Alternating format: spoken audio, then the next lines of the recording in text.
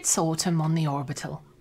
The fruit of the brain trees along the parade are falling from the branches and landing with a sound like a sock full of cold custard being slapped with a fish slice. The children of St. Cyclecow Primary School have made lots of little autumn leaves, which they have piled in front of the big fans so they blow along the corridors. Lots of leaves, millions of them, possibly billions. They've had an industrial die cutter going 24 hours a day since last autumn, cutting leaves from old Hutton radio scripts. Floor mopping guy is on the edge. For the first time in a long while, people have reported hearing him mutter under his breath as he sweeps detritus from the front of the shops. McThargoids are selling their seasonal spice pumpkin, spiced McStiffies, which are proving to be very popular, as they always are. You just have to be careful not to swallow the occasional space pumpkin seed that finds its way in there. They're about 2 inches across and they will choke you if you're not careful. Gusto has appointed himself as first aider and has been hanging about McThargoids all day, giving people the Heimlich manoeuvre whenever he thinks they may be in trouble. At least I think that's the Heimlich. To add to the spirit of the season, the environmental system is on the blink again, so it's gone a bit chilly, and the overhead lights have dimmed a bit. Knowing how long it'll take to be repaired, the locals have put on their big coats and have begun knitting scarves and mittens for themselves. Cecil even has a gin cosy for his favourite glass. He gave that glass a name, you know. He called it Splishy Splashy. Floor mopping guy has swept all the leaves he can manage into Hangar 1 and piled them up. He was going to eject them all into space, but at the moment the Momus Bog Spaniel security teams have taken time off from biting people in the arse to flinging themselves enthusiastically into the pile. They seem to take great delight in running at the pile, quacking loudly, and then launching themselves into the air. Floor mopping guy gives up. As the leaves drift slowly around the low G of the hangar, one settles on his hand. He lifts it off and can see some text from an old script on the back. He reads it, and a voice in his head says, "Our mics are live."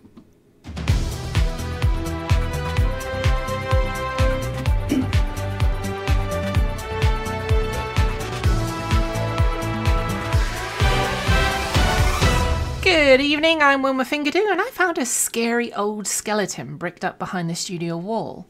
I mean, someone must have left it there after Halloween one year, right? Right? Yeah. I'm Matt Harkness, and I'm adding leaves into my leaf collection. Oh no! That's an acorn. How did that get in there? I'm Juan Kerr, and I've made homebrew pumpkin spice megadin. It doesn't taste much like pumpkins, but it is taking the enamel off the bath.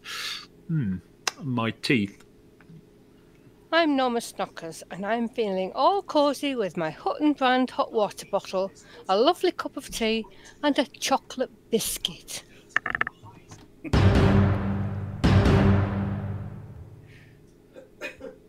Grey sees red, and air turns blue after Space Penguin's floor flight. Start counting on huge capital investment projects to boost Thargoid success. It's hot, and it's messy, and it's way over the 100,000 mark. Solar Storm Babet to wreak havoc in the North British quarter of Hutton. Apology Officer's report from Thargoid Space. And I bring you up to date with the fizzings and goings-on in our little bubble of space.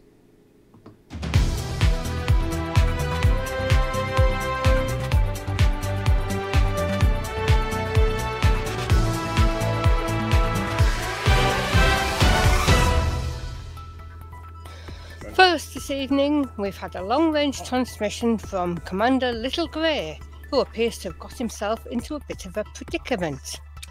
Gray, known for his talents and plugging the right things into the other right things for Hutton when outside broadcasts are needed, ensuring that our signals are audible and sometimes even visible throughout the Milky Way, is also known as a bit of a tinkerer, experimenter and theoretician of the most random ideas. From the Hutton Box of Buttons, or H-Bob, though it has had other names after a collaboration with Vocarious, and a strange experiment that involved using giraffes as mobile catapult platforms by giving them bucket helmets and rubber exoskeleton neck braces, he's been out and about investigating the phenomenon of space penguins, only to be found in close orbit of water worlds.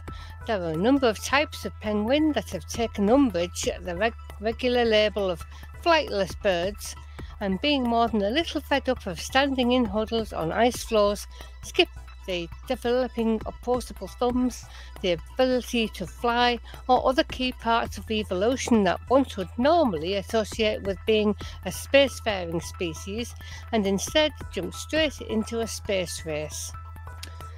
Fitted with delightful little jetpacks and their own version of the Remlock survival suit and helmet, they can be found whizzing through the icy rings of a number of systems, hopping from rock to rock. Yes, they are rockhopper penguins, but these are space rockhopper penguins. Gray, working closely with Commander Dogsbreath and Galactic Australian Ice World Expedition, had taken his ship to one such ice ring, and using a specially adapted cargo limpet, invited a number of the space penguins aboard. One key element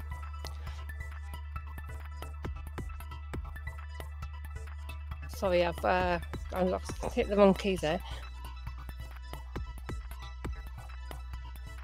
One key element he wanted to investigate was whether, when subjected to zero-G, penguins attempted to use their wings, as they do in water, to fly, or they just keep with a streamlined look and blast about the place in their little jetpacks.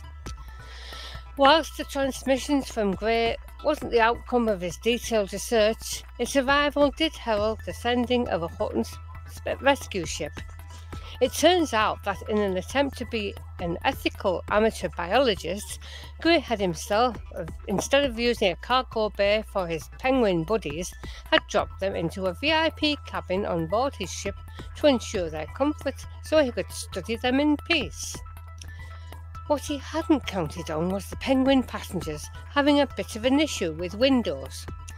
For millennia they've been in the open wastes of frozen regions of planets. In recent years, they'd swapped that for the open space of space. And it turns out being next to windows is not good for penguins. They want to be out there. The first he knew of this was a tapping noise from the rear of his ship, then a banging and then a hissing as a plethora of porky penguin proboscises proceeded to poke holes in his python, causing rapid depressurization before disgorging the penguins, complete with their cute little jetpacks and remlocks, back into the icy rings of the nearby world.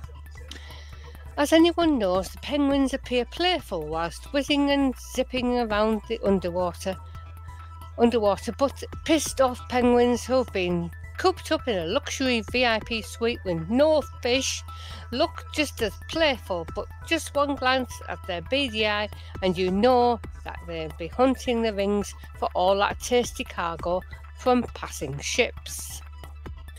Fish, of course, from the world below, and with diamond-cut, serrated titanium beak prostheses, these piratey penguins can poke so significant holes in your ship trying to reach them. So a warning, penguins and windows don't mix.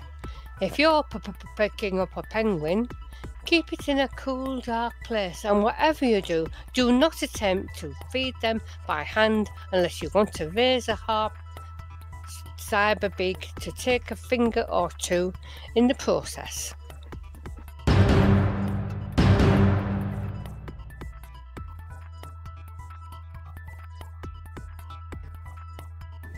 Mia. You can take the mute off any time you like. Seamless. Yeah, something happened. As reported on our sister station Live Radio earlier in the week, and as broadcast throughout GalTube channels by streaming celebrity pilots from across the galaxy, it appears that after buying up swathes of space in an expensive drive into the bubble, Tharg the Mighty has finally decided to do something with all this new real estate. Build on it. After all, he's having sent over a huge force of ships, complete with the impedimentia that follows such a military outing. It was about time to stick a flag in the ground or raise it over a building and start colonising his, her, or their new systems. Of course, a number of worlds already have little refuelling points, those barnacle sites that sometimes have gnarly growling visitors popping by to top off their tanks, but the new giant capital projects are of an entirely different scale. The towering spires, complete with their own green cloud and defence force of Tharglet or Thucker skimmer equivalents, equipped with grenades, lots of little arrows wandering around, spitting at things, and the occasionally patrolling meanie, have appeared on a number of planets in recent days. Commanders, of course, raced to these new locations to marvel at how fast they were constructed. I wonder why there weren't any billboards. Ogle the snapping maw, which appears to sit there like a baby bird demanding tributes of or food, or maybe a few peoplesicles dropped into it. Oh, and then they tried to drive it up, jump off it, climb it and poke it with things not necessarily in that order. And as of yet, there are no indications as to whether these spires house thousands of Thargoids getting a good night's kip and readiness for putting their metaphorical towel in the lounger before everyone else gets up and wandering around the planet in sandals and socks, or if it's a medical wing, or a big shop, or whether there's a fancy pants revolving restaurant at the top. At the moment though, they appear not to be a threat to humanity and nothing more than an interesting new tourist destination. If you like your tourist destinations to be near fatal encounters with a significant chance of being eaten, captured, probed, or even gooped. After being just a gnat's crotchet away from 100,000 mug deliveries last week, Friday morning saw that milestone achieved in the Too Hot, Too Messy event. We're not quite certain who made the 100,000th delivery, but it was either the Burke or Waller 81, the only two commanders who were out mugging at the time. Well done to them for their shared honours, and to all commanders who are actively taking a part in this huge effort. Rumour has it that Palantir was seen out delivering mugs this week, which makes a change from his Meals on Wheels service. In addition, the number of new ports discovered since the start of Too Hot, Too Messy has increased by 90,000 earlier today, and 53,000 of them through our quest to mug every single station. How do we know this? Well, because of course it's tracked by the marvel that is the Hutton Helper, and it's updated live in the Too Hot, Too Messy event page at hot.forthebug.com/hotmess2. We're an expansion in Alpha Centauri, so Jin production at the orbital is up slightly, but it could be higher if we improve the security situation. Light traffic is reported at the orbital again this week, with green lights all the way in. Pads are clear and there's plenty of deck parking available.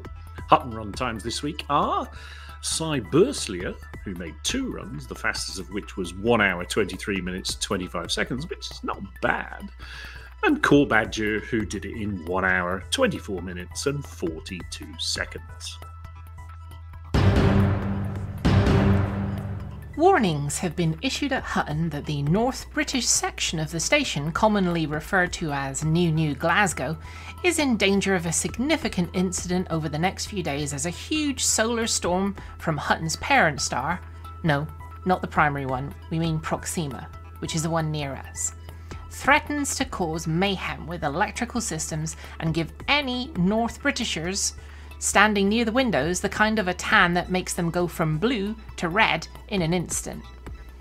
That section of the station is currently the nearest to the star, and without the required electromagnetic and optical shielding, I mean, it used to have it, but there are rumours that someone took it and melted it down to make little models of old Glasgow for their display. It is in serious danger. So, an evacuation order has been issued, asking all North Britishers and their guests to move to safer parts of the station, like the West British Wing, where there are male voice choirs and lots of sheep and plenty of cosmic shielding. If you're in the North Wing of Hutton, please take this very seriously, as Nurse Wyeth doesn't want to have to give out more of those anti-radiation suppositories and aloe vera. Oh, and there's a good chance that the electrical interference will turn the station's sanitization robots into homicidal maniacs by factory resetting them to their default Ouija and squeegee mode. Apology officers, outside broadcast report, 19th October 33. Oh shit. Location, Hutton Orbital Science Wing. Previous location, the Tyrannus Maelstrom, via a waiting megaship. Mission description, obtain an interview with a Thargoid abductee. Having been dispatched by Alvin to investigate the returnees from the rescue in the Maelstroms and gain a few soundbites to find out what actually happened, I made my way to the region of the Tyrannus Maelstrom in the hopes of locating one of the millions of rescued people and find exactly what happened to them. With the Tyrannus Maelstrom not being accessible to the Hutton Outside Broadcast ASP, and to be honest, not having a clue how to get past that big wave thing, I made my way to the nearest megaship to try and interview a few of those who had been returned, only to find they weren't there. This might be being dropped off at megaships, but they're not in the infirmary, they're not in any of the cabins, and they're not being debriefed by a Federation or Imperiological division, and they're not in the bar. I did stop to check a few times. They are definitely not in the bar. Where they're being hidden, whether that be in a locked section of the station or being shipped away to some scientific bases, no one knows. Not the barman, not the guy mopping the bar, not the doorman on the bar. I was going to stay a while longer, but the Vuck Fast Van Manen tonic wine ran out, as did the discretionary news hospitality fund. So, nothing much to report other than someone is covering things up. That many rescuees can't just vanish into thin space. Things are still generally acceptable and hunky-dory in Hutton space this week. No, that isn't a butch fish, it means, well, agreeable. Only 4 systems are on the naughty step, with 2 particularly low, and we have 2 systems in need of some truckling assistance. More on those stories coming up. The squabbling in Ross 671 continues, and the winner of the last one has foolishly decided to take on Hutton in a snap election, as predicted last week. I mean, with only 21% of influence, who wouldn't? Despite winning the first day, Hutton managed to pull it back to 3-1, and we need only one more day of election victory to keep the system. However, unless we put some clear daylight between us and the pack, this sort of thing, where some also ran, fancies their chances, will continue. 7 points higher on 28, 36 Offiyuki is not only struggling, but he's also facing a challenge from the Sol Workers' Party, who are only 5 points behind.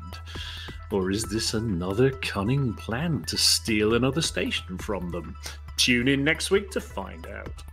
Rebounding from its recent infrastructure failure, Barnard Star is undergoing a period of boom, investment and civil liberty, and has given itself a public holiday, despite dropping 2 points to 32.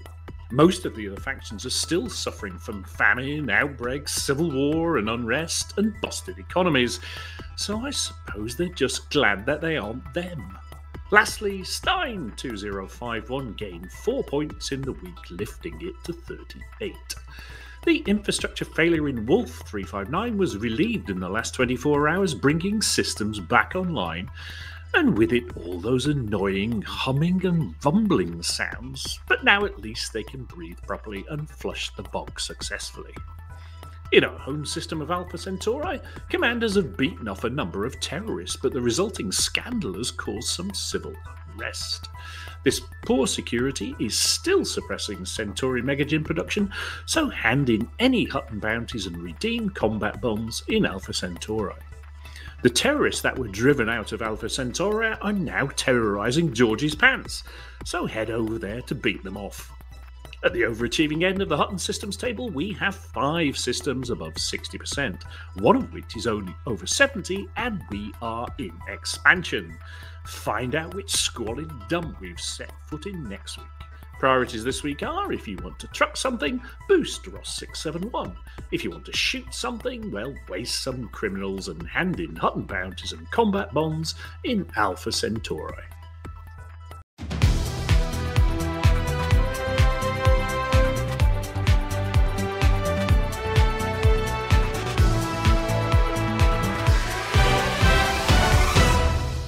Well, that was epically seamless. Yeah. Just when I was supposed to start You talking, big fibber. I got a message up and it was bleeping at me and everything. I was like, what's that? And then I heard, yeah, you can talk anytime. And I went, oh, yeah. Press the other button. It's still bleeping, but I'm not getting the messages anymore, which is interesting. But, you know, whatever. So Sorry, you go first. no, you go first. Well, I heard that there might be, and I mean might be, a Frontier live stream on Monday. Oh, you mad fool. It's just a savage rumour. It's a savage Apparently- rumour. Well, they apparently have switched from Thursdays, The Mondays. which means I don't have to watch the live stream and try and write script at the same time. Yeah, there is that. That's helpful. There is that. Yeah. So we get 3 whole days to write a script about the live stream. It's going to be epic. Did they do one on Monday there? Are they doing one next Monday? Well, I don't know. It obviously suits their purposes. So Yeah. and it's closer to Halloween than today. Yeah. Yeah, it will be. Yeah, Oh, we'll speaking work of Halloween, Halloween. Oh, Yes. Halloween. Halloween for the observament. Observament. Is it, for the, listen, sorry to interrupt, but is it the way the articles were written this week? Who wrote There the was articles this something- week? Oh, I think David wrote the articles this week, because I noticed that Commander 6 wrote his own, and they went flawlessly. And I noticed that the ones that David had written, you, me, well, Flossie and I, and to an extent you, were tripping up all the way through them. I did have one boo-boo. Oh, I had a good one, didn't I? Oh, Yeah.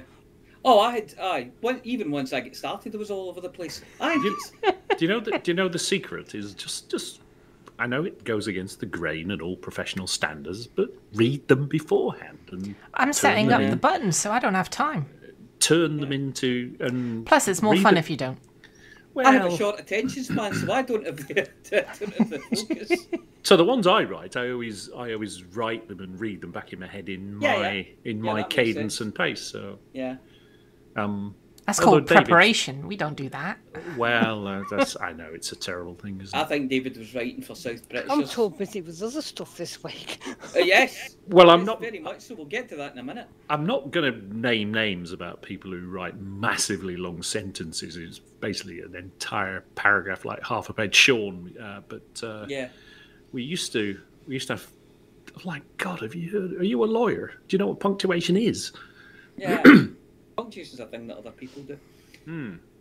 So going back Yes. to what I was Going back to stumbling, what you were actually talking about. I do apologise. trying to stumble out earlier. If you've been paying attention, you people in Twitch, because if you're listening to the podcast, it's too late. And if Yeah. you watch it on YouTube, it's too late. But people who are watching this live will probably notice from the start they've already got themselves a Demon Anaconda paint job, Oh, yeah. which is we kind of got have we got the style of paint job up? We got a cobra in that paint job. Got a cobra. So if you can imagine an anaconda, oh, I can see a spinning mamba. There it is. There it so is. if, Look if at you that. if you can imagine that paint job on an anaconda, you get yourself one of those. And I think I'm just refreshed it, so I'm 41% towards the cobra job, and Halloween 2023, and also an asp and a python. Right, I'm experiencing some weirdness here because when I'm on the normal Hutton Twitch page and I click on my profile and it's drops and rewards, 78% towards 76% towards Elite Dangerous drops and Hutton Truck, and I think, oh, that's great. And then if I click on, oh god, I actually click on that and it takes me to them, It says I'm at 38% Hmm. on the second one. So Yeah. I don't know which. Only time will tell which figure is correct. I suspect the lower, slower one. I'll tell you what. We'll come back to that in a few minutes, and you can Yes. you can tell us if you figured it out. I won't have. So the partner paint jobs are back. They are. Those are Yay! looking smart. Very, very purple.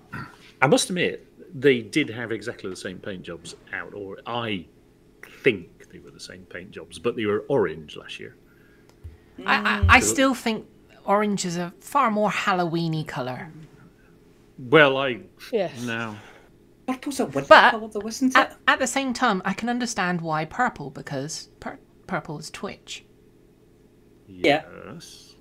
Yeah, I remember when they first came out, they were doing lots of purple stuff, weren't they? Because Twitch. Yeah. Kesenic is very observant in the chat there and finds it ironic that you can get an Anaconda paint job from watching Hutton. And it's not even Yes. 100 credits. A free Anaconda paint job from watching Hutton. Very, very good. So, did you? Those of us that have functioning computers and play the game. So Yes. that's reduced by 50%, doesn't it? Well, I didn't have one, which meant I couldn't do the other. Did you? Well, you won't have downloaded update 17 then. I haven't updated. I haven't downloaded updates 1 to 16 yet because I need to reinstall the whole game and then hope by some miracle that my my settings have been saved somewhere that I can retrieve them from. No. Are you a mouse and keyboard person? or- No. I Oh, moved that's- across from No, I moved across from Xbox. I'm on the Xbox. Oh, controller. right. You should be able to get most of your settings from the default Yeah, controller. yeah. So They're not did you, quite right though, so you do have Yeah, to make I- changes. yeah, but at least you're not starting from scratch, which is a good thing. Oh God, no.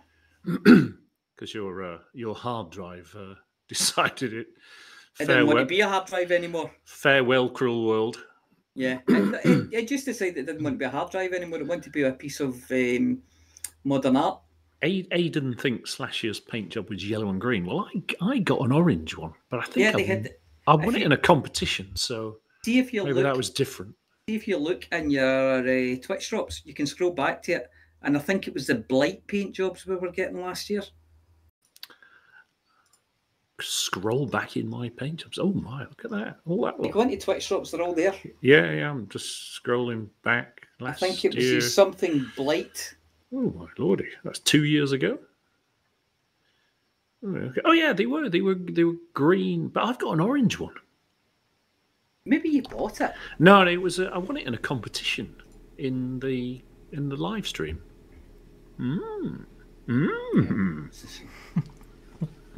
Raggy. There you go. Uh-oh. Uh-oh. Oh, Raggy. Yeah, maybe it was. I can't remember. Yeah, Expected to remember stuff from a year ago. Ridiculous. I did. Mind you, I'm not distracted by working computers and things like that. I've got a lot more time in my hands these days. So this is really aimed at you, Flossie. How did you find update 17? Because the other two I'm gonna know. I haven't installed it yet. We know. I take my time. Have you done update 16 yet? Yeah. Yeah, just not the latest. I mean for Odyssey, not did that- Horizons. Did Yeah. that today. I have Odyssey. I just never use it. I Don't know what you're missing. You put a pair of legs on my character, and I will clumsily foible around, barely being able to do anything, and thanking whatever powers that be just to be able to get back to my ship. But you put me in a ship, and I'll show you how to make it dance. Yes. The can. If you're in a Type 9, yes. Yes, definitely a Type 9. Yes. Type 9 is I just the would- best. I would imagine the Type 9 is the kind of ship that if it lifted its skirts, it would have bloomers on. I think the only time I'm ever going to step out on my Type 9 is if they ever introduce a Panther Clipper. Yeah. Well, Or if you need a pee in I the toilet. don't use my Type 9. I've sort of abandoned now. It just sort of sits there. I use the cutter. Because you can fight in a cutter. You can't fight in a Type 9. I don't fight much anyway, but I have a cutter. I just prefer a Type 9. Yeah, I can see that. But if you get caught in a Type 9, you lay in mines or running away. You're not doing anything. You're not fighting in that. I don't really fight much. Does it not all go a bit Tokyo Drift in a cutter though? Does it not? Does the arse not slide about a bit? It does, but my trader cutter is just got, I can't remember, it's two sets of fully engineered pack counts. Yeah. So you just fly backwards and just kill anything. The pirate comes after you, go, ho, ho, ho, ho, ho. Make credits, not war. Yes. I'll just win the minigame. Well, if you can win the minigame, which is you can do it in a T9. Yeah, I do it all the time.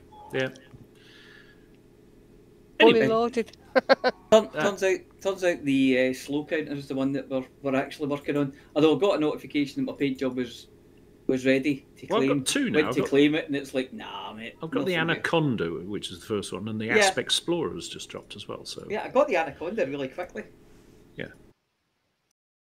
So you need to be on for an hour to get the Asp. Yeah, and as Aidan points out, I think it was half an hour for the Asp. It popped up 2 minutes ago. And the as Asp, yeah. Aidan points out, there is a Python, but the Python is an hour and a half. Yeah. So if you've been on since the start, you've got a third of that already, and half of the Cobra. Mm-hmm.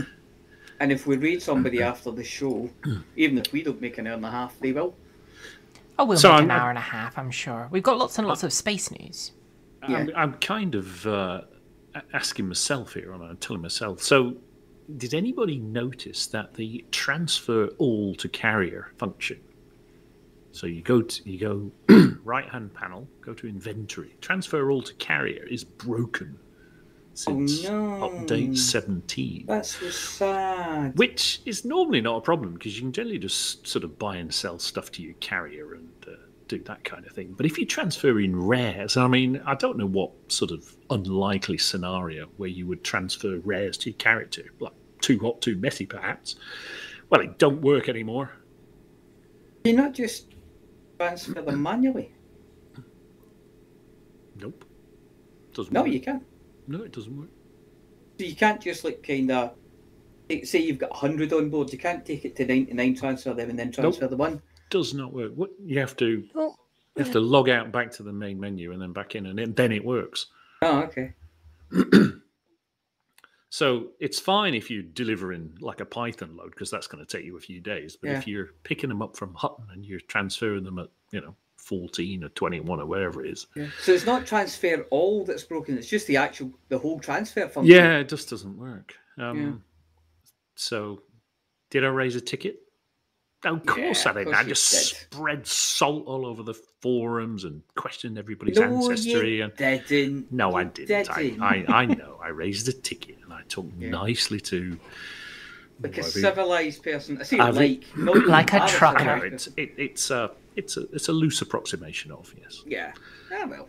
I'm sure that'll be And fixed in no time. I took a little video of me it not working after they told me twice it did, because it didn't. Was it like the Amazon one where they ask you to show proof that your parcel wasn't delivered?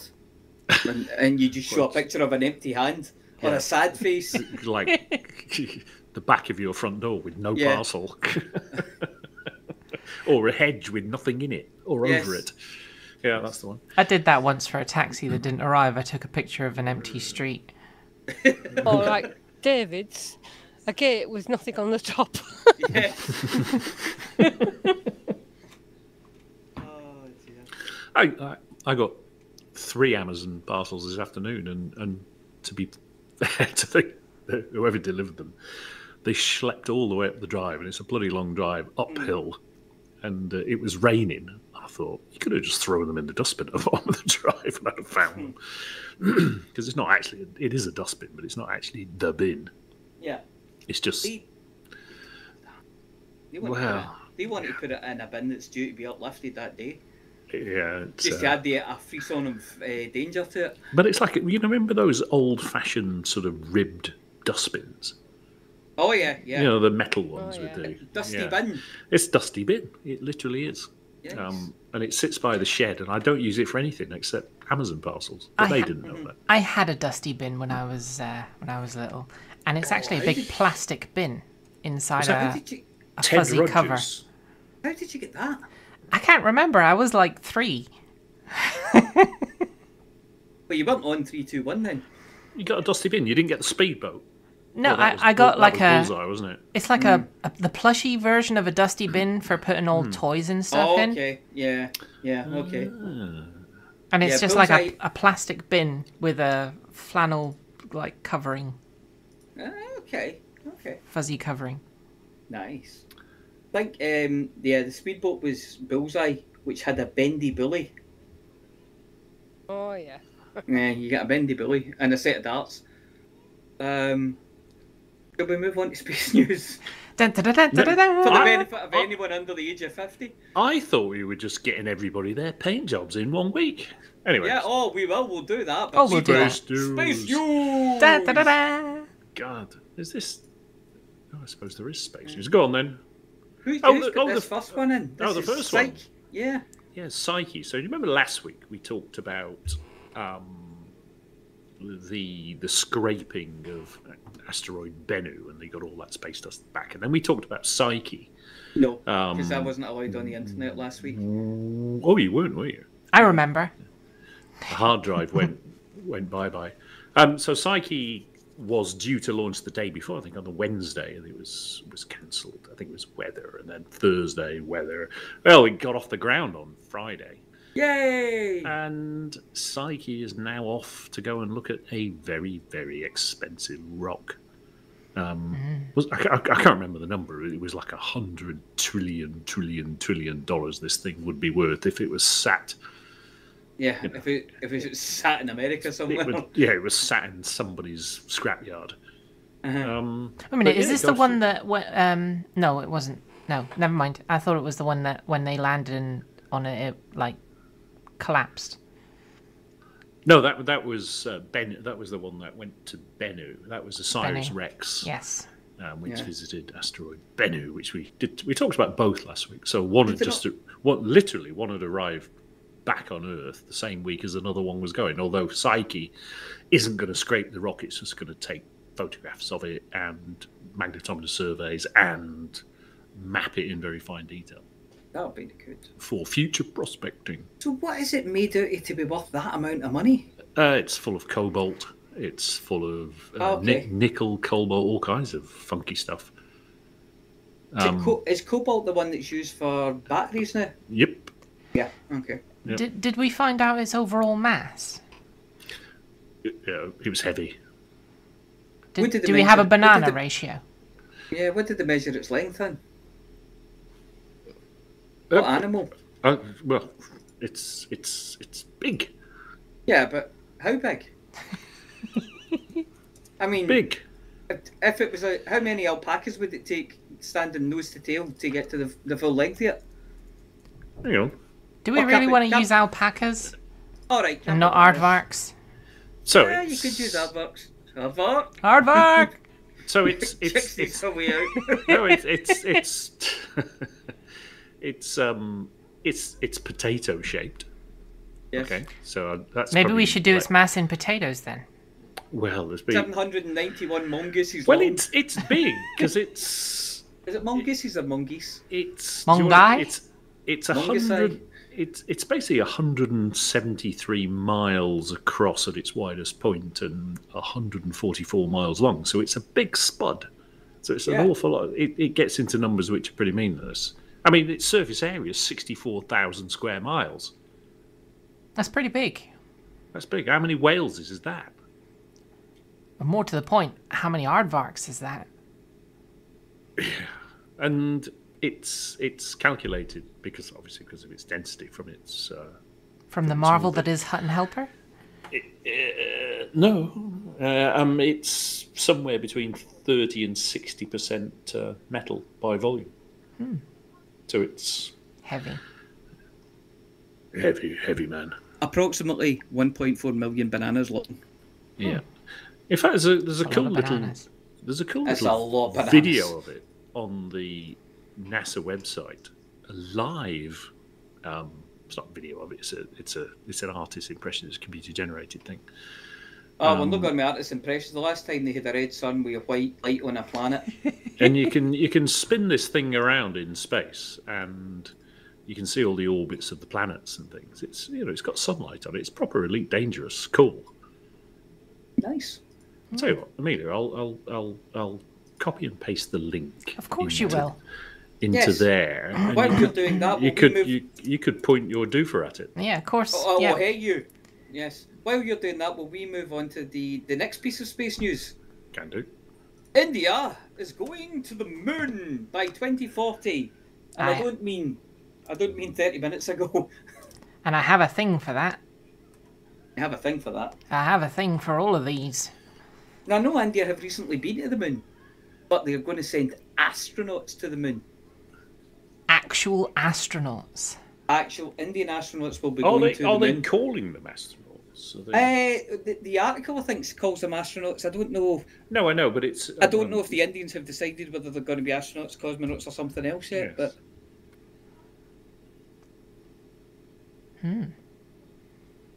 I don't know. I think if you were Indian, you'd want to make your own mud. Well, the reason I ask is obviously the Russians had cosmonauts.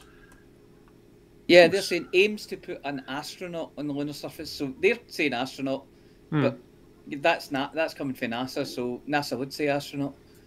But whether the Indians are going to call themselves astronauts, cosmonauts, or something else, I wonder what they would call themselves. They probably wouldn't use the word "not" because that's kind of Greek, isn't it? To answer a question, or it's not really a question, it's more of a statement, but Commander Volcarius, unfortunately, I cannot access the actual viewer in this program. So it doesn't give me that option. Otherwise, I would have done it already because I prefer Dark Viewer. Okay, continue. Yes. So India are planning to send someone to the moon. Yeah, we know that bit because it says India wants to land astronauts on the moon. Is there any other detail, or are we just going to... I'm reading it now, thank you. just keep filling in till I get there, will you? Human spaceflight program has been delayed. You know when you go They're to a getting meeting, three a presentation, astronauts. and they read out the slides to you. Shut the... Right. They're now aiming to fly 3 astronauts into low Earth orbit in 2025. That's only 2 years ago. We can read. Well, that's what I'm doing, so, 2030s, they want to have a 20-ton space station in a fixed orbit. Wow. Well, the moon's going to be busy, isn't it? Because with Gateway up there as well. Yeah. The Indian one's going to be, 248 miles above Earth, 400 kilometres. So it's quite far out, by my reckoning.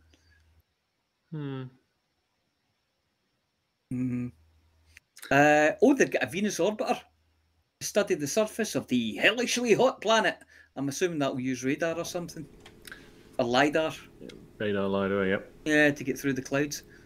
Second orbiter mission to Mars is also in the books. God, they're so busy in India with space program stuff just now. That's cool. That's excellent. Well, Yeah, India's properly high tech these days, isn't it? Right. Okay. I will bring No, up but the... I mean, like right at the forefront of all the kind of space tech stuff and all that. That's amazing. It seems as though everyone's, going for the big black these days. Yeah. Or it definitely appears that way. Maybe it's because we're reading all the space news. Yeah. There you go. We don't read much about, I don't know, carrier bag news. Exactly. We'd probably think there was a lot of carrier bags out there if we were reading carrier bag news, Yeah, and then you're like, my God, India's at the forefront of carrier bag technology. Not They're in just into everything these days. not in West Britain. There isn't, because they sort of had the war on the bag. Oh yeah. because you have to pay for them. It's yeah, people decided, I have to pay for it. I don't want it now. Yeah. Yeah, it was the same in Scotland. I think carrier bag usage went down to something like 97% in the first year. With people just going, I'll just remember to bring a bag. But they're not 5p anyway. Most of the time they're about £1. Little Grey says that plastic bags were banned in Rwanda. Yeah. We a quick diversion about plastic bags. I've worked on an airport in the Middle East in the 90s, and When have you ever done a quick diversion? the client got concerned because we had like 2,000 blokes working there. Yeah. And every day they used to bring their lunch in a little blue plastic bag, and these things are like blowing around everywhere. And you can imagine an airport, that's not good. So we lined them all up one day, and we walked across the airfield. And don't forget, runways like 4 kilometres long, plus a kilometre at either end. So it was like 4 miles. We walked them, took ages, and got them to pick up all the blue plastic bags. And we got to the other end, and they filled rubbish sacks full of these blue plastic bags, but they'd left all the white ones and the pink ones. Because nobody had mentioned the white ones or the pink ones. Yeah, you never told us to pick up those ones. So somebody pointed out, so we turned them all around and we came back no. the other way. Oh, jeez, you have to pick up one of the blue carrier bags and put them in there, and you go, yeah, okay. And Never there were white or pink. There were bloody millions of them. Every little bush and shrub I and plant. learned a new phrase today that applies to this situation perfectly. It's called malicious compliance. And I think that's what you were dealing with there, was malicious compliance. Well, no, they were. No, they weren't. They were doing as they were told. Yeah, exactly. Maliciously. And they used to look at you, and I go, like, am I speaking a foreign language to you? And they go, yes, sir. Yes. So, back to space news. I have this asteroid. Remember his quick diversion? Asteroid Psyche. Oh, look at that. That's a nice picture. If you scroll down, there's a marvellous graphic. And you can spin it. That's it. There, oh, did I pass it? Yeah, it's the first thing you come to. If you... Whoa, big fella. Whoa, back up. If you just get rid of that, if you click on those things and get rid of that 16 Psyche. So that's what they're heading for. And if you go on the image, you can spin that thing around and move it around. So there you go. Now grab hold of it. Yeah. And rotate it through 180. No, just he looks so sad. And you can look back. Not so fast, because you look back towards he looks the centre. Really depressed. You can look back towards all the orbits of the inner planets if you do it gently. Okay, gently. There's Neptune and Saturn. Gently. And there's Mercury, Jupiter. There you go. You get into it. Yes, there you go.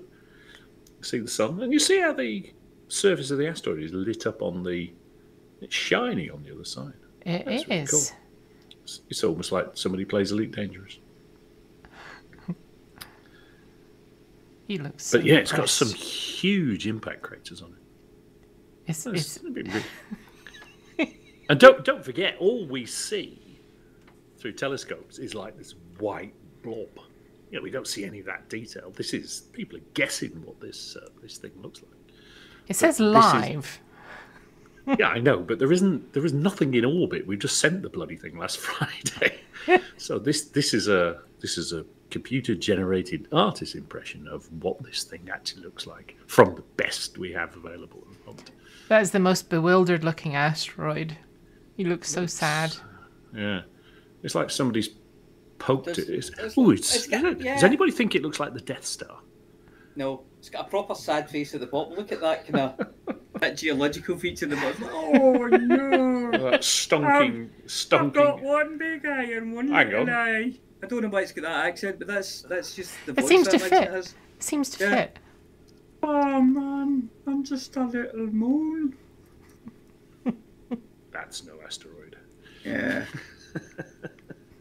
Anyway, that's a big thermal exhaust port. I'll say that for nothing. We're still only on the first one. No, second. No, one. yeah, we're ready for IO something that will cheer you up. Has IO got precious metals? I couldn't give a IO silver. Yes. So, Never mind. it's just to say that the Juno mission has been taking some photographs of it, and they've described it as looks stunning. And I've looked at it and go, yeah, it kind of does actually. It looks really cool. Somebody needs to go and look in game at IO and see how quick Frontier are on the ball about uploading this stuff. But what they're saying is, IO is the most volcanically active body in the solar system. Yeah, because it's like a squash ball being battered by Jupiter all the time. It's and stretched all the time. Yeah. So it's very volcanically active. So it's quite a thing, actually. So here are some facts about Io that they gave me in the article that I can just read it to you. So they're saying it is one of the Galilean moons. I think it's the innermost of the Galilean moons. It is. You can see Io if I've done it. Even with a pair of binoculars. On a reasonably clear night, and as long as it's not behind Jupiter, you can quite easily see usually 2, often 3, sometimes even 4 Galilean moons. Yeah, just with binoculars. I've seen 4 with a telescope one night. It was a really clear night. And it looks like one. See, when you look at Jupiter, it looks like one. And then when you look through the telescope, you can see it, and I could see 2 moons either side, just 2 wee tiny dots either side. Well, with binoculars, you can do it. You don't even have to go outside. If you can find a window of your house or even somebody else's house. That's what I did with the telescope. I mean, the neighbours weren't pleased, but, Stick your elbows on the windowsill and brace the binoculars against the window so it's like a triangle, and then you can keep them really steady, and you can do it without even getting cold and wet. Like if it's wet, it'd be cloudy, so... And if you're not bothered too much about the cold, you could open the window. Yeah, you could. Yeah, saves having to clean it. What about light pollution? Well, it depends where you are, obviously. So Jupiter's relatively easy to see. So if there's something really bright in the sky and it's more than, sort of, say, 2 hours after sunset, it's likely to be Jupiter. If it's like more bright than absolutely anything else. It's either the ISS, and if it's not moving very quickly, it's not the ISS. It'll be Jupiter. I live quite close to the centre of Glasgow, and I was able to see it clearly on a what was a cloudless clear night, But I was able to see it really clearly, and with the telescope, you could see the Galilean moons. It was amazing. I think it was the first. I think Galileo spotted them first when he invented his telescope, didn't he? Yeah, early 17th century. 1610, I believe. And he used his telescope to look at Saturn, and that's when he thought Saturn had ears, because the rings were kind of face on, so it looked like it had 2 big ears sticking at the side. And as Saturn was observed by Galileo over time, the rings obviously changed because they went from being at an angle to being flat to being back at an angle. Yeah, he deduced that it was rings. Mm-hmm. And then the church said, "Heretic." You better not be saying what we think you're saying. He's like, well, okay. House arrest for so many years. So I was surprised about how big Io is. It's actually larger than our own moon. It's slightly bigger than our moon. Yeah. So our moon is the 5th biggest, I think, of satellites in the solar system. Our moon is pretty big. Well, it's big compared with Earth, but it's only the 5th largest satellite in the solar system. I think it's the moon, about a 1/6 of the size of the Earth? Well, it's a 1/6 of the gravity, so it's 6. 1/6 of the gravity. Yeah, maybe not. Yeah, depends on what it's made of, doesn't it? I mean, Jupiter, there's Juno. I can't remember how many moons Juno has found, because back when I was in short pants and went to school, Jupiter had like 30 moons. It's got 92 now. Yeah. Which is amazing. Yeah. It depends. I mean, some of them will be more impressive than others. Yeah. But sad to think how many Saturn's got these days. All of them. It's got all of the moons. Probably got more than we could. And I don't know how often these moons get captured as well. It's still not finished collecting. Did you know sharks are older than the rings of Saturn? Oh, yeah. Yes. By like a long shot. Yeah. Sharks are something like 250 million years, aren't they? Sharks are 450 million years old. So to put that into perspective... I thought Jaws was looking a bit wrinkly. to put that into perspective, I'm 52. Saturn's rings only formed about 100 million years ago. It takes about 225 million years to orbit the center of the galaxy. Yeah. So they've seen 2 of those in their The sharks existence. they're on their second lap. Proxima is about 70 million years old. Mm-hmm. Well, There were sharks before there was a Proxima Centauri. Yeah, the Atlantic Ocean is only 65 million years old. that's What were they insane. doing beforehand? It just wasn't there. Were they just flapping about on the ground? What? The sharks. No, they were swimming elsewhere. Oh.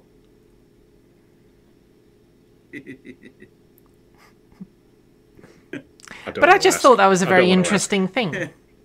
Yeah, it sort of brings home the sort of deep time and the reality of We should measure time by shark. people getting upset that their coffee's cold or some other trivial nonsense. Yes. So a year would be something like a nano shark, wouldn't it? Yeah. Yes, we're using shark's lifetime for scale. Oh, Yeah. almost there on the Cobra. Yes. Oh dear. So what are these things? What is this about wasps? Are we halfway through? Oh yeah, we're just past halfway through. We were halfway through until you started talking. David. Eat your heart out, mate. They found quartz crystals that on James Webb Space Telescope has found quartz crystals on in an exoplanet's atmosphere. So little tiny bits of quartz, or I suppose sand, blowing about in the atmosphere of WASP 17b. So you're trying to tell me I'm going to go there in my brand new Cobra paint job, and this planet's just going to It's just going to scare the blast paint all job the straight paint off job it. Yeah, straight off? Yeah. it's a gas giant anyway. You won't be able to land on it. Well, 1,000 mile thanks. per hour winds Yes. and a hail of tiny quartz crystals and Jesus Christ, silicate enhanced scorching hot atmosphere. You'd wreck your ship if you tried flying Apart through from that. the hot part, that sounds like North Britain tonight. It's what we're getting. Well, that's 1,000-mile-an-hour winds and scorching sand. well, that's no different than Neptune. Neptune, the high altitude winds are more than 1,000 miles an hour. Yeah, they don't have sand in them though, do they? Well, it's quartz it's saying, but quartz and sand are the same thing, aren't they? Yes, I like Neptune. SiO2. Yes. I like Neptune because it's got the gumph to be a bit different. You see, I'm more of a Poseidon guy. It's a bit blue, isn't it? Well, it's Oh, not you just mean that; planet. its orbit and everything is a bit wonky. Oh yeah, it's a bit. Is it not on its side? When Yeah. its rings are kind of vertical. But see, I like just- it. It dares to be different. Well, Venus orbits in the opposite direction to all the others. It's retrograde. Yeah. Screw you guys, I'm going this way. So, life on Sirius. Yes. Oh, we're that far, are we? I thought we'd get more out of that one. No, we're not getting it. No, I don't think Indy's got the will to go on with it. I think we went off at a Yeah, little because little series. tangent No, there. like to the mind, series. I'm sure that was in. Sirius is wax, isn't it, in Latin? I'm not No, sure. I It was wonder in if the Expanse. That's where the Belters live, wasn't it? Well, yeah, it was Sirius Station. They also lived in lots of other places. Yeah. But Ceres, I mean, if you Ceres is a minor planet. It obviously it's out in the asteroid belt, but basically, It's a dwarf planet. yeah. But a third of the mass of the asteroid belt is Ceres. Yeah. It's not like it's a big asteroid. It's it's massive. Yeah.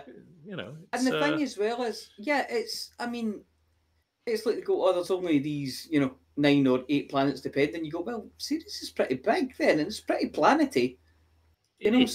But it's not in the International Astronomical Union definition of a planet, just like Pluto. I take it it's not round enough. Well, it doesn't clear its own orbit, so Yeah. because it's obviously in an orbit of Shite. asteroids. Yes. Well, yeah, rubble, leftover rubble.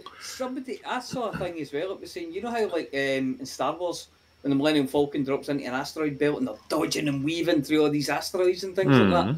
Apparently, the real one's just not like that. No, they're like on they're their so own. far apart. Yeah.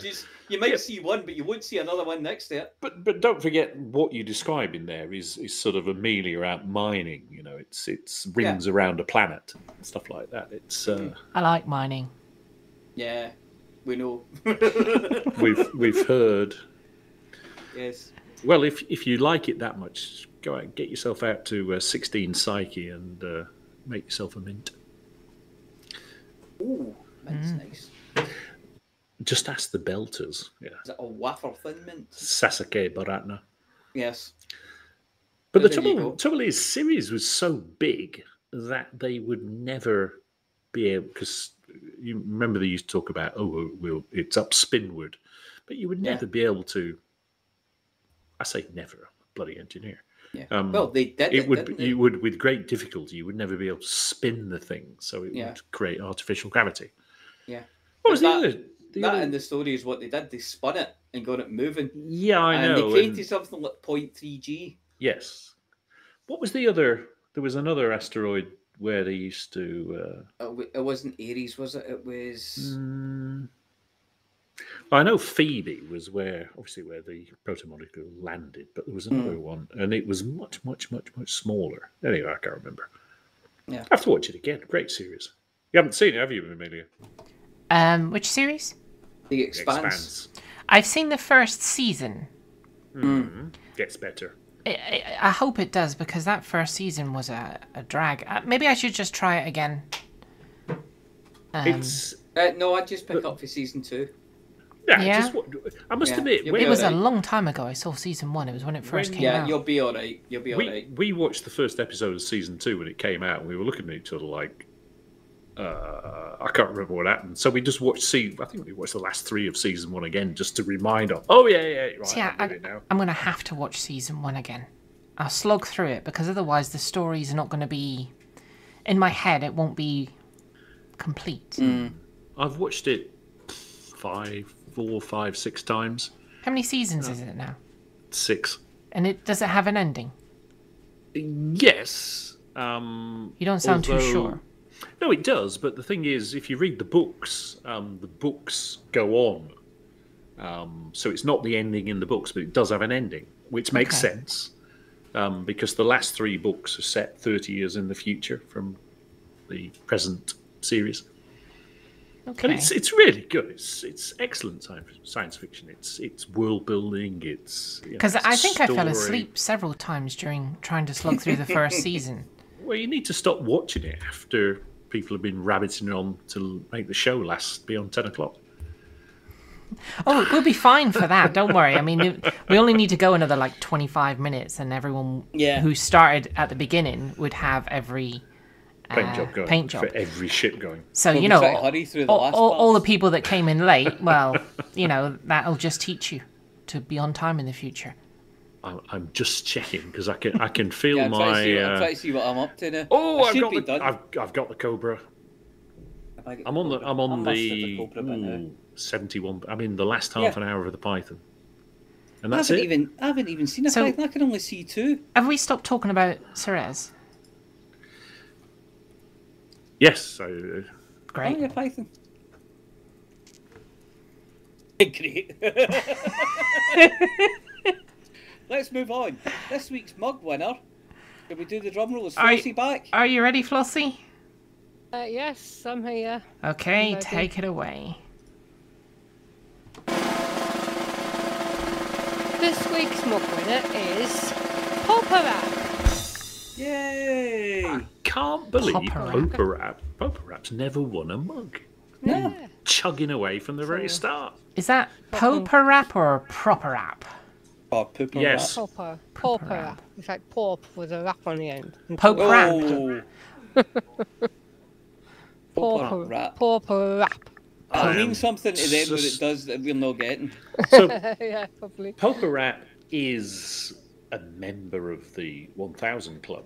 So I'm saying I'm amazed. Perhaps they had some time off and have just come back. But the name's familiar. I've seen them popping up, but not for a wee while. Yeah, and currently Poparap sits 15th in the top commanders table with 1,187 mugs. Yes. Right. So, if you want to claim your Hutton mug, just send an email to itookpart@huttonorbital.com with proof of who you are, a screenshot of your cockpit showing your name, name, address, telephone number, Yeah. inside leg measurement, hat size. You know the stuff. Whether you dress to the left or the right. I'm not saying that. No, it's okay. I'll just pass the details on to you when it comes in. Yeah, and one of us will dredge through the inbox and through all the crap that lives in there and go, oh look, a real one. And then we'll pick it out and we'll send you details on to the Mr. Cycle Cow, who will arrange to get your hunting mug sent to you. Every time we look up and say how to claim your mug, I always think the first thing that pops into my head is send a self-addressed stamped envelope to. Oh, To 08160. Oh no, it was it. What was the swap shop number? 6055, wasn't it? Stop, I know it. Go on. It's 08, it's 01 811 8055. That's it. Yes. Don't phone, it's just for fun. Yeah. So- BBC breakfast, wasn't it? Television Centre, Shepherd's Bush, London W12. Something. Something. Yeah, I don't remember that of us, but don't care. Do You know what? 4WW was one of them. Oh, yeah. do we have a word of the Broadcasting week? Do we have a word of the week? Yeah, we do have a word of the week. Word of the week this week is fatuous. Fatuous. What does that mean? Well, it means someone or something that is foolish or silly. Can you use it in a sentence, please? I can indeed. Although Hutton News can seem a bit fatuous, there's some useful information in there, if you're prepared to dig it deep enough. Oh No, no, there there isn't. isn't. Yes, there is. Before I move on to my next masterpiece of humour, somebody's having a birthday this week, aren't they? Are they? They Oh, are. we have a singing warning in the chat. so- Yes, they're having a big birthday this week. So whose birthday is it this week? It's Flossie's birthday this week. Oh, She's Flossie. having a birthday in the next few days. Is it divisible by 5? Yes. Yes. Is it divisible by 10? Yes. Yes. Is it divisible? Oh, I'll stop there. It's divisible by 7 as well. 7 as well, yeah. I was going to say, Chicks, you better stop there, otherwise she'll give you a slap. Yeah. So- It's not 350 again. Yeah. Right. So in honour of that, I 70. think we will Flossie a song. And B, since there's only a few of us this week, please do feel free to join in yourself, Flossie. And join in at home if you feel confident. So, we've not got an intro, we've not got any music this week, so we just have to do it a Thank God for cappella. that. A cappella? We'll No, do it we a have cappella. music. We have the music. Do we? Yeah. You have the music? Ooh. I always had the music. Oh, wow. Yeah, that was me. We've got someone on drums, or is that just a keyboard? Are you ready? Ready. Ready? Oh, if you must. Happy birthday to you.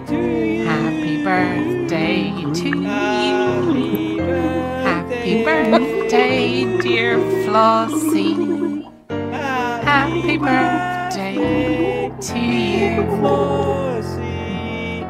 Happy birthday To me. you.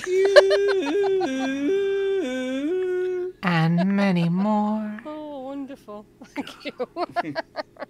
Somebody shotgun blasted Oh, me. dear. Yes. Okay. I'll change the mood in just a couple of short sentences here. What do you call? And it's not Jeff before you say Jeff, or Jeff with a G. What do you call a shattered anteater? Jeff. Jeff. Reginald. I told you it was neither of those Jeffs. Oh, what's Reginald. Jeff's missus called? Mrs. Mrs. Jeff. Well, you asked. Wasn't she in the credits last Jeff week? lives next door to The Jeff's. credits, I've never seen that. The credits last on- week is had is that on Mrs. Amazon or Jeff in it. Netflix? Yeah. Oh. Gay Jeff lives next door to Chicks. So what do you call a shattered anteater? a Shardvark. Aardvark! Aardvark! And on that new high point, I shall introduce Flossie with the CG News.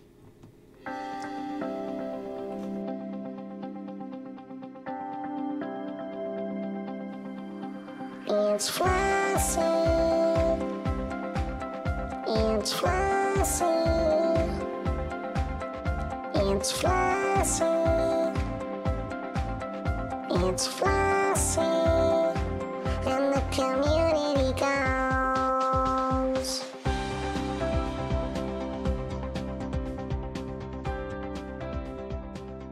Hello, Flossie here with this week's CG News.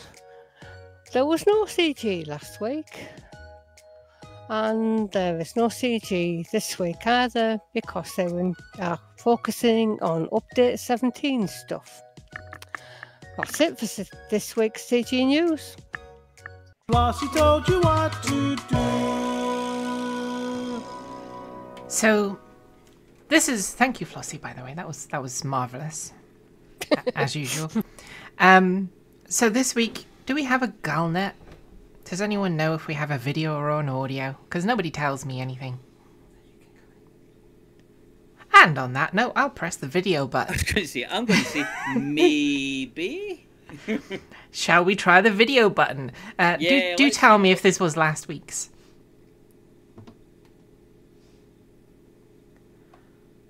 Alright, clearly there is no video.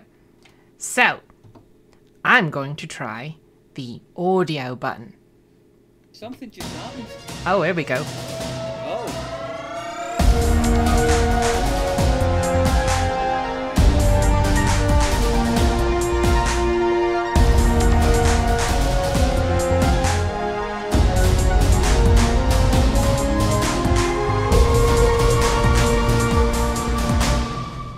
Galnet News Digest, 19th of October 3309. We read the news so you don't have to. In this week's news, Professor Palin starts to plan. Fleet carriers get turned away from systems with spire sites. President-elect Winters gets short shrift from Seoul Today. And Azimuth Biotech loses control of another system.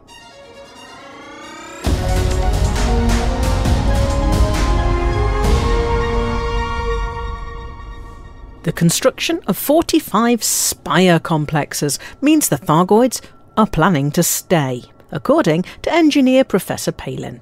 He thinks he may be able to persuade them otherwise, but only if commanders supply him with enough material gathered from the spire sites. The spire sites are majestic skyscrapers of organic material that quite literally grew from the planetary surface after they were seeded as barnacle matrix sites. It's possible to land on the flat ledges, and if you have a good head for heights, you can collect materials. There are also supersized barnacles that have cargo that can be shot down and collected by SRV, although you need to be careful as they can be highly corrosive. When this cargo is sold to the good professor, he gets ever so excited. Commander, I don't know what you've just delivered, but I'm very keen to find out. These objects may be vital in learning more about the Thargoids' latest plans. We must find out what function these spire sites play in the invasion. I have my theories, but it's safe to assume that permanent surface structures indicate the Thargoids plan to stick around for a while. Perhaps we can change their minds with the right tools. Keep bringing these objects to Ark for trade, either at Able Laboratory or Baird Gateway. Oh, and any spire compounds collected by hand can be traded with the bartender at Baird Gateway. They're an associate of mine, one could say. Keep fighting the good fight, Commander. Professor Ishmael Palin. For commanders who like scanning galactic vegetables, the coral trees and coral roots welcome the liberal application of the Dyson scanner and are worth nearly 2 million credits each, or 7.5 million if you're the first person to turn in the data. Anti-Xeno commanders are investigating whether the spire sites may be the best place to conduct anti-Thargoid operations, with large numbers of lucrative and influential Orthrus interceptors gathered in a small area. Or You can just go there and learn the delights of base jumping without a parachute. It's great fun, except for the last bit.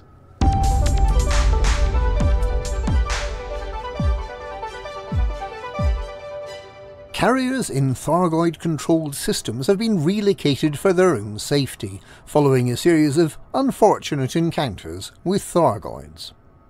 Systems with barnacle matrix sites were previously impervious to counterattack, but following the release of the subsurface extraction missile on the 5th of October, it briefly became possible to drive the Thargoids out of these systems by rescuing enough people pods from the Titans. There was a 4-day window during which fleet carriers were able to jump to these cleared systems, despite the continuing presence of the barnacle matrices. However, the development of these sites into Spire sites on the 16th of October put the Thargoids firmly back in control and left a fair number of fleet carriers positioned behind enemy lines. For the most part, this wasn't a problem, with Thargoid interceptors just popping in to operate their shutdown field and then leaving again. However, some rogue scouts took it upon themselves to attack enemy ships even if they were docked on the carrier. Without any anti-Xeno weaponry, the carriers were unable to respond. Early this morning, the Pilots Federation has consequently moved all the affected fleet carriers an inconvenient 200 light-years back from the front line.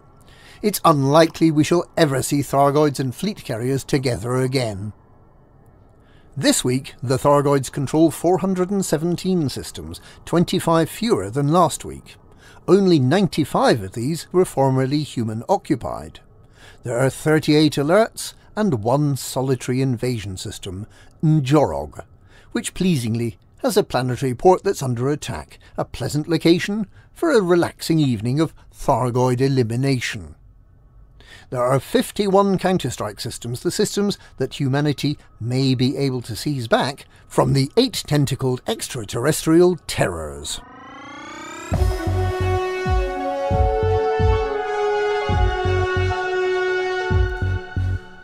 President-elect Winters has praised the honourable tactics of her defeated rival, Jerome Archer, but she plans to dismantle much of what Archer put in place during Hudson's presidency.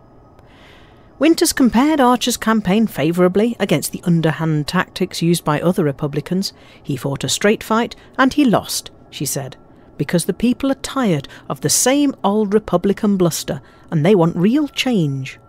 The first change Winters has promised is to shut down the Proactive Detection Bureau, the Homeland spy network that Archer created in the wake of the 9 Martyrs bombings 3 years ago.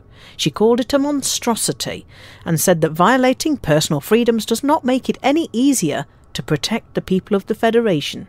She plans to continue to work with Aegis to develop defensive strategies against the Thargoid invasion, and she has previously promised to extend federal protection to independent systems in the front line of war. On the domestic front, healthcare, housing, employment and support for refugees from the Thargoid war are Winters' priorities.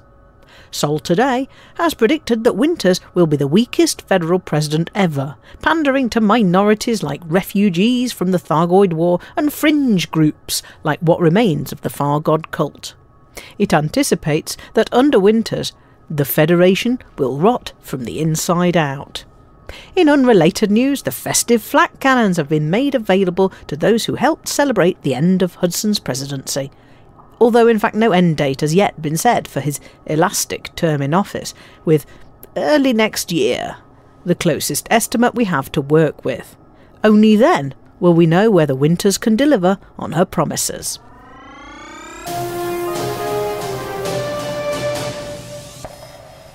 Azimuth Biotech has suffered another major setback, losing control of LHS-1163 to the Blues Brothers, an anarchist organisation whose members are recognisable by their fedoras and dark glasses, and who enjoy developing song and dance routines.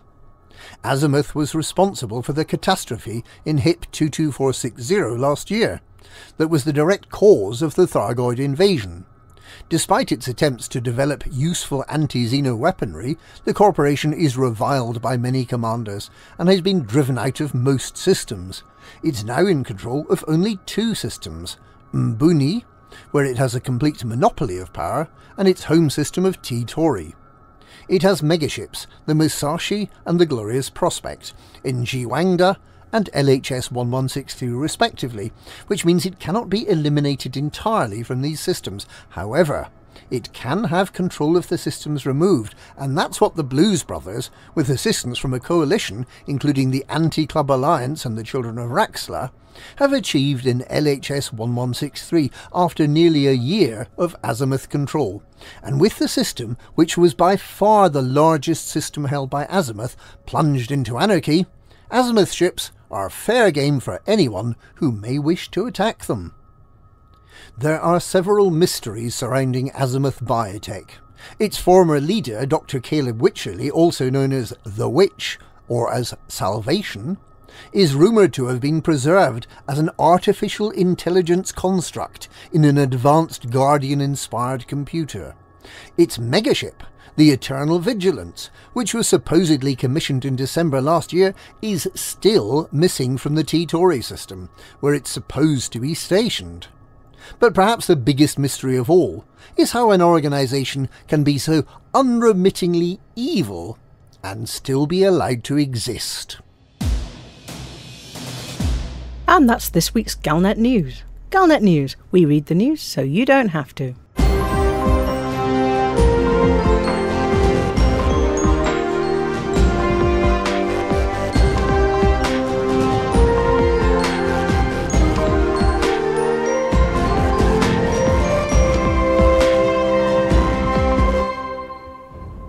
Time for the button pusher to push those buttons for the mug. They added that bit. That was cool. Nice. So I yeah. I mean, I work it out that. Sorry. I was just going to pass on our thanks to Beetlejuice and Witherspoon for that wonderful update. Yeah, it's a wonderful, wonderful update. Finally. I mean, finally. Just because it's in the script doesn't mean to say you have to say it. Oh, does it not? This time I'll be reading stuff. Oh, wait, no, hang on a minute. Pardon. Yeah. Pardon me for talking while you're interrupting. Well, we have about 5... If you'd arrived right at the beginning of the show, then you should have all of the paint jobs, all of the PJs, in about 5 minutes. Yeah. We're going to cut you off now. Now we're going, bye. So tune in next week. Yeah. Paint jobs. So, I mean, if we were really nice, we'd try and stretch this another 5 minutes. I think we should get back... It's a Python as well. It's a Python. It's like what everyone uses the you most, use except a me Python. and Mia. Oh, I do. Yeah. Two of them. I do use a Python sometimes. I do actually use one. What I have noticed is that there is, once again, no Type 9 paint job. Yeah. Again. Well, I'm sure Frontier have good data on the ships people use. Well, I'm sorry, but I mean, there has not been a Type 9 paint job since... Oh, crikey, what? 3 months ago we had the Solar Burst paint jobs. There were 46 ships in the game. And then 5 months ago we had the Snake Wrap Desert paint jobs. You know. Yeah. Oh, yeah. No.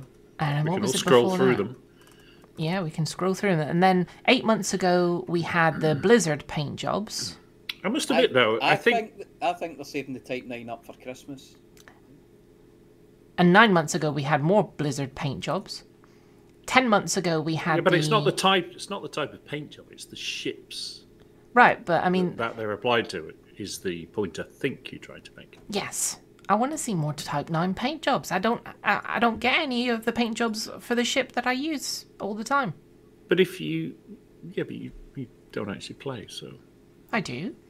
When? When I play. There's I mean, mining to be I'm done. not saying it's frequent. So I can see... Maybe I would be more inclined to play if I had my ship in a decent paint job every 5 seconds. I'm calling bluff on that one. There was a purpley... Oh, it's the purpley... what do you call them? The snowy ones. Is it a fantasy? It was a holly. There was a Type 9 last year. Christmas. Yeah, Christmas, that's Type 9 at Christmas. 10 months ago. Yeah. Well, it's okay. Christmas. There was a Type 9 Summer Night Blueberry. There was a Type 9 Summer Night Mango. There was a Type 9 Spring Lax. There was a Type 9 Spring Calm. Where are you finding these? When were these? On your drops and rewards. Yeah, how long You ago? see? Well, I just said Well, the Type 9. It just says last year because it's And what was this from watching the Frontier live stream? Type 9 Snowfall. Probably was, yes. So these are the See? free ones. So I can see 6, 7 Type 9 paint jobs there. You see, a Type 9 is not just for Christmas. No. No. It's for life. If you But slice life. them really thin, they'll last till New Year. Oh dear. Can we go? No, How not long yet. have we You got got like 2 minutes. I still think we should get back onto this 93%. What? shark timescale ratio. Yeah, how many sharks have we got? How many nano? Hard shark. 17 micro mini nano sharks. 15 teensy sharks. 95% of the python. You've missed the hard shark gag. No, I caught it. I just didn't think it was very good. No, come on. That wasn't an Sorry. shark. That was a shardvark. Shard. No, it's hard Yeah. shark. Yeah, the aardvark was a different week. Great white's a hard shark. Yes. Oh God. Yeah, it gets worse. This is what happens. This is what you're encouraging this. I hope you realise. Well, the thing is, Yeah. Chicks is so good at these really bad jokes. Maybe he should take one of you know. I'm good at really bad jokes. Yeah. Yeah, you've always got... There's a backhanded compliment if I've ever heard one. No, they're brilliant. They're just they're brilliantly grow- bad. Things damned that- with, things damned that- with faint praise. More things that make you groan Yeah. in a good way. Yeah, always in a let's good not way. Let's not talk about groaning in a good way. We'll get put off the air. 94%. I think we're going to have to raid somebody. Kesenik says, "Please end the pain." Make it stop. But it won't end for me. I don't see why it should end for you. No, if we have to put up with this, so are you. I know, we could sing Happy Birthday to Flossie again. No. That'll clear out the chat room. That is a very good idea. That I is. can only gargle gin, not tea, not hot tea. But I think we would lose viewers if we did it more than like once a week. Okay, let's do it.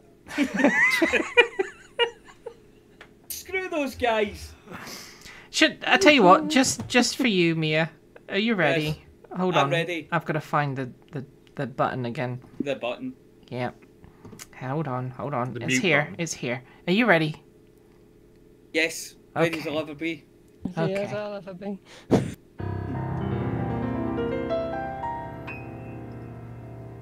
Happy birthday birthday to to you. Birthday. Happy birthday birthday to you. Happy birthday, dear Flossie. Dear Flossie. Happy birthday to you. Happy birthday to you. And many more. Thank you, everyone. I can't believe it's been 70 years. And I can't believe it's not butter. Yes. Is it not? Is it not? It's not, apparently. Oh, okay. Things Crivens, help my Bob.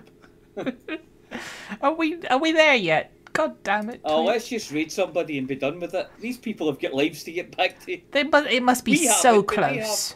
But It must be I'm so I'm close. on 97, so. I'm on 98. Yeah, I'm on 96. I'm on 98. I'm on 96. I know what you're gonna do. You're gonna get yours, and I'm gonna be stuck on 99. If So you wait a raid minute, somebody, does- if you wait, raid somebody, we'll get it for them. Hold on one second. Are we able Only to if- raid someone? Only if they're in the elite partner program, surely. No, I mean I don't Yeah. know. I don't have access to the Twitch rating system. So I if- don't know who's on just now. Let's Jack have a look. Little is on. no, wait a minute. Are we missing the point here? Who does the rating? Oh, not you. Not me, because I don't have access to the. Well, No, I we're can- not rating anybody. I can Listen, we'll not be raiding. I can press the button to make Twitch go and make Twitch stop, but I don't Yeah, have okay. access to all the niggly bits. Right. You might need to manually raid somebody, everyone. So talk among yourselves, decide who's getting raided and do Is it. that legal? So I just got the drop, by the way, the last drop. Is this so like? you're finished for the night then? Yeah, I'm done. Is that like beating off terrorists in George's pants? Oh, I don't think you're allowed to beat them off, no. So a minute, everyone's going to have to manually raid someone. Yeah. So if we decide in the chat who we're raiding, we can just jump into the channel manually. I choose HSBC. What, the bank? I'll wait No, on the live no. stream. Easier. Jings Crivens, help my bulb. 98. Actually, the credits might be I enough got it. time. It's up. It's done. Yep. Right, I'm going. Volcarius is right. The credits might be enough time for everyone to get their last couple of minutes in. Oh, yeah, it might be. Yeah, fire off in those I credits. got That is mine. true. I got mine. Oh, Finished well, up now. everyone's getting them now, And then you so... can run the test card for an hour to make sure. So, I am going to roll credits. Does anyone want to do a For the Mug? I your- can't it's- tonight. it's your I've got job, isn't it? company. I can do it, but I tend to get attacked by Mooncake when I shout that loud. Yeah. It's definitely your job then. Well, okay, here we go. Oh, do Where's we need the a awooga? warning? Yeah, we Maybe do need a awooga. warning. Maybe I will guess. So, here we go.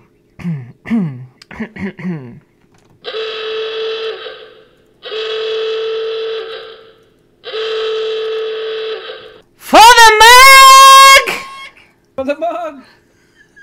Mug. I For just that got my page.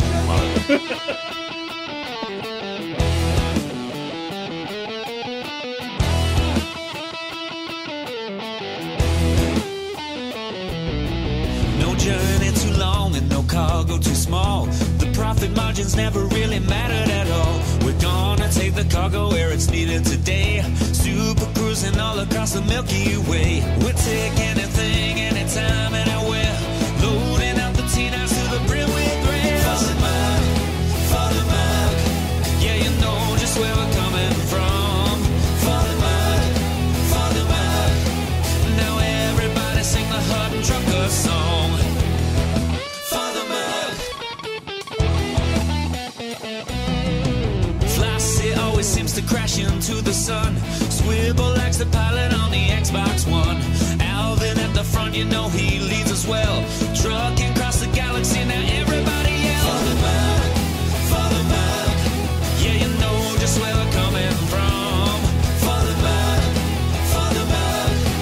now everybody sing the Hut and Trucker song. For the mug, yeah, you know just where we're coming from. For the mug, now everybody sing the Hut and Trucker song.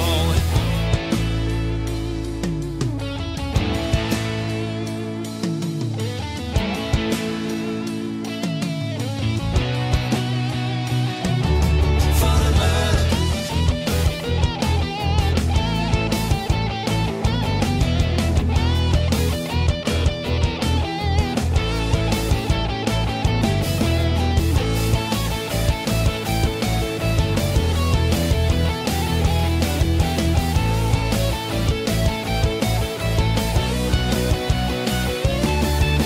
Give me a large pad that I can land on, and I'll give you my cargo and sing you my song. No part 22 light years to go. Cruising to Hudson, whoa. No journey too long and no cargo too small. The profit margins never really mattered at all. We're gonna take the cargo where it's needed today. Super cruising all across the Milky Way. We'll take anything, anytime, anywhere. So shout it out loud like you don't even care. For the mug, yeah, you know just where we're coming from. For the mug, now everybody sing the Hut and Trucker song. For the mug, yeah, you know just where we're coming from. For the mug, now everybody sing the Hut and Trucker song.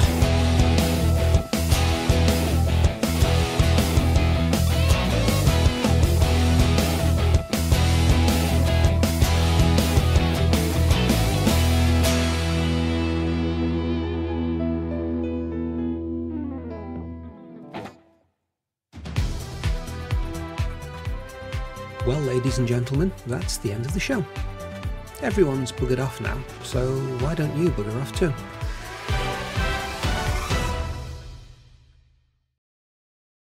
seamless.